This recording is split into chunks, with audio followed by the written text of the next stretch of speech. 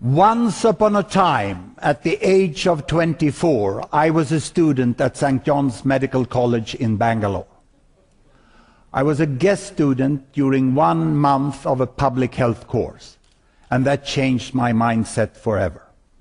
The course was good, but it was not the course content in itself that changed the mindset. It was the brutal realization the first morning that the Indian students were better than me.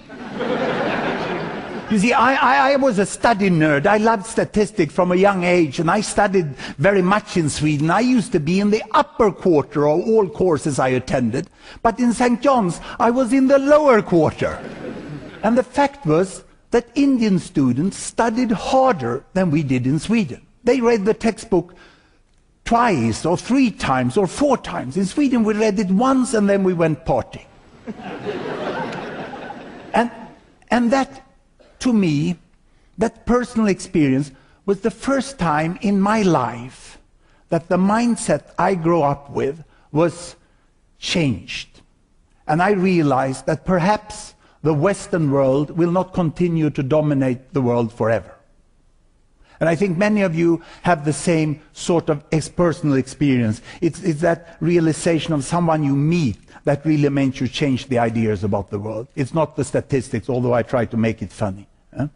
And I will now, here on stage, try to predict when that will happen, that Asia will regain its dominant position as the leading part of the world, as it used to be over thousands of years.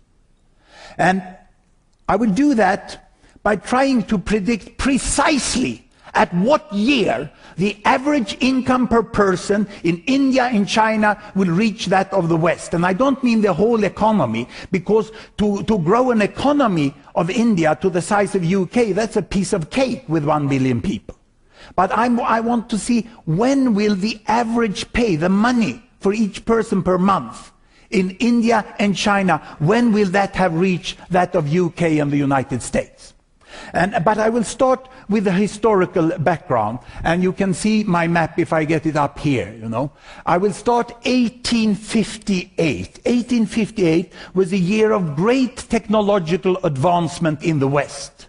That was the year when Queen Victoria was able for the first time to communicate with President Buchanan through the transatlantic telegraphic cable, and they were the first to Twitter transatlantically. And I've been able, through this wonderful Google and Internet, to find